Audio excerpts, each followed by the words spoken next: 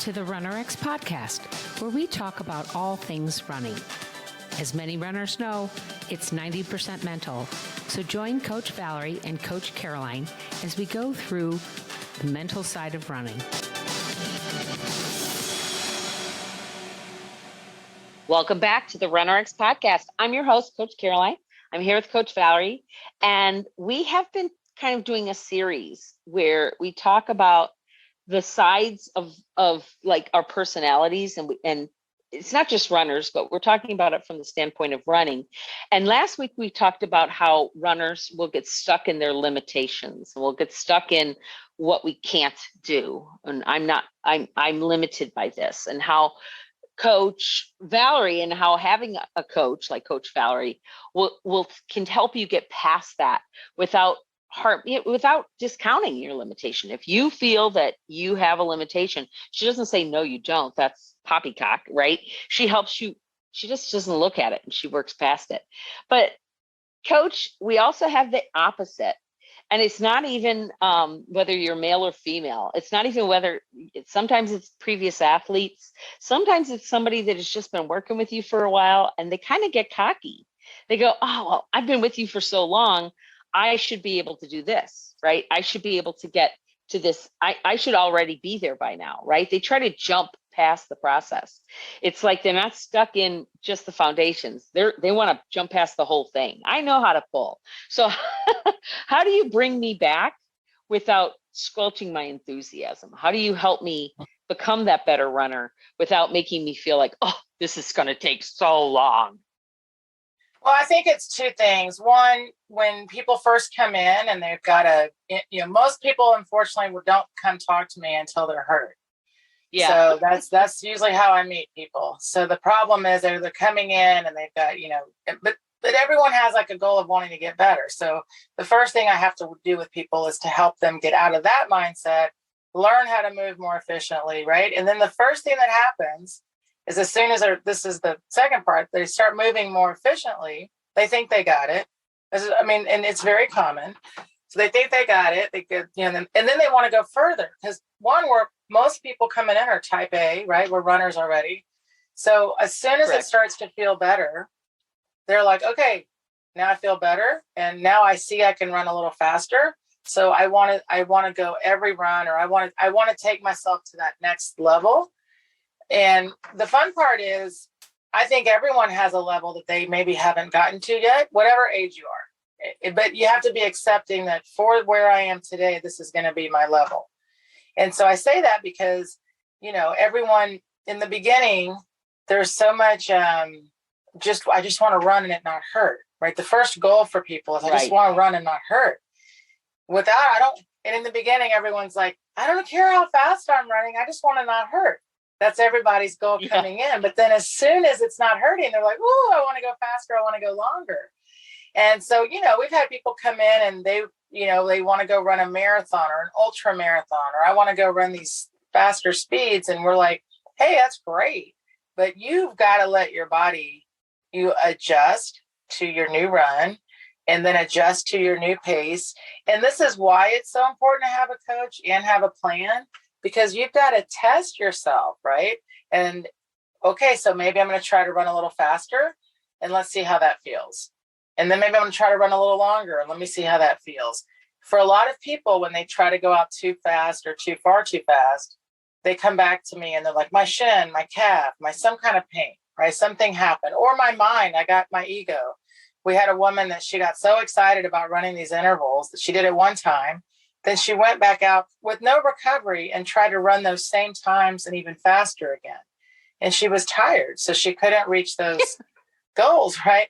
And so this is the reality of having a coach, is someone else is setting your also good coaches putting in some recovery time, right? So that you as a runner have time to rest and recover, but also being very realistic about what you should be trying to reach for this week, for next week, or even as a race goal. So I think that's the greatest gift the coach can give you is, one, help you see your potential through your movement, and then also be realistic with where you can get to, so that you're not chasing goals that are a little bit too unattainable for the moment, maybe, but still very reachable goals. Yeah.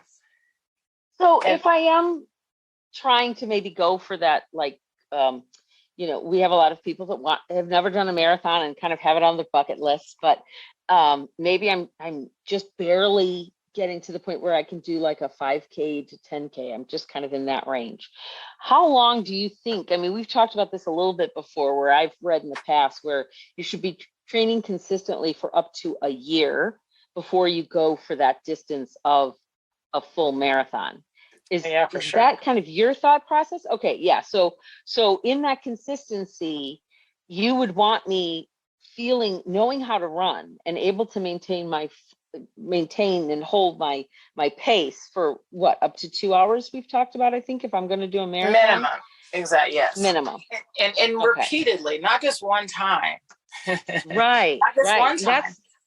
And this is important because you're right. People set these long distance goals and we were like, let's build up. Most of the best marathoners out there today in the elite field, they ran track and field. They didn't even touch the marathon until they were in their 20s. They ran, and we're talking about people that are running all their life, but they start 5K, they start 10K.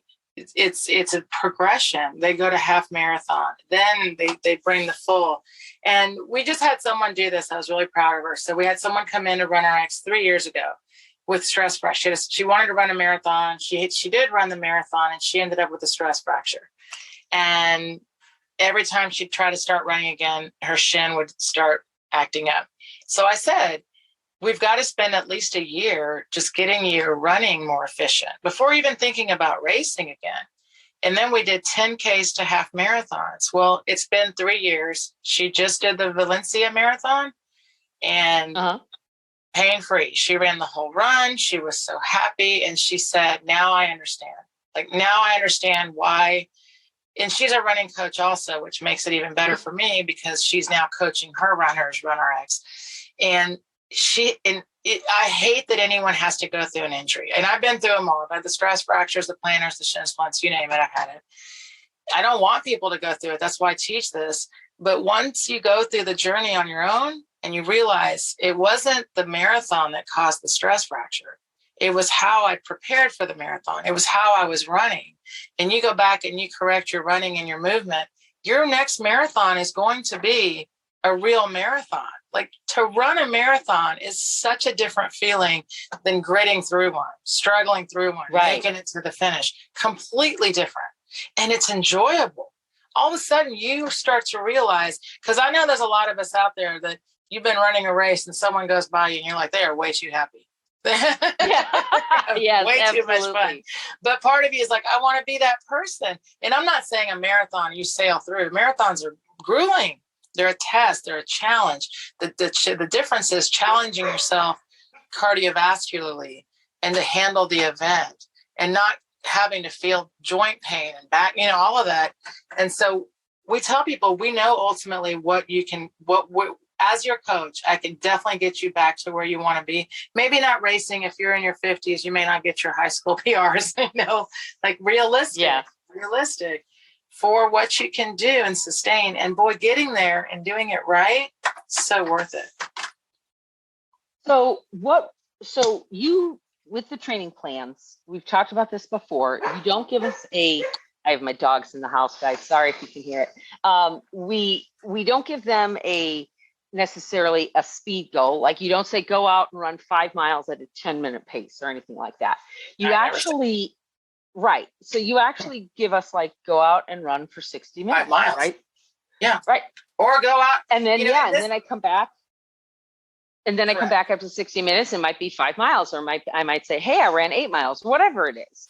And then you look at the data from there. Right. So it's not necessarily the same plans it's not going to be the same thing that you're used to seeing. It's definitely catered to who you are, because what if I can't run an hour? What if I can only run 45 minutes? Well, in the plan. If in the plan you say run for an hour and I only run 45 minutes, is that possible? I mean, how does that work? Well, then you're not ready to run. If you cannot yet run for an hour, then you wouldn't sign up for a 10K training plan. Oh, there you go. That's kind of what I wanted to know. I wanted people to understand. Okay. I'm like, that so here, and this is important because for me as a coach, when you come into the RunRx, guys, we don't start with 5K. We start with learning to run. And this is important. Yeah. And we build up your endurance and your cardio and your ability. This is really funny, by the way. I saw someone yesterday said, a running coach said, if I heard a coach use the word cardio, I'd get a different coach. And I wanted to say, I so badly wanted to say, wow. Yeah. Here, and this is, it was just, it's a really quick aside. I just want people to understand that Caroline and I have worked for years on our language because I speak post method, which is a whole nother language of running. It's all about using gravity and pose and fall and pull and physics. And it's crazy talk if you've never heard it. And I use cadence and metronome.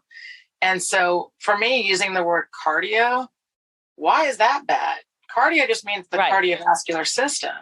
And so I thought, wow, I worked so hard to try to speak to everybody and, say things like, we're even doing things like using the word posture instead of pose and things like that. And the saddest part to me is that the coaches themselves are arguing against silly things like wording rather than uniting as how we can all get runners to be better runners and really reach their potential as runners. And so much is missing when we're stuck. That's a limitation, right? Yeah. Because definitely. so many people freak out about their heart rate, right? There's so much talk about heart rate training. And we teach you when you come into RunRx, first we're like, take that monitor off because you need to reset your whole system. We're going to reset your whole system, musculoskeletal system, cardiovascular system, neuromuscular system, all of it. That's what's so great about what we do. But if we said that right away, you might run away.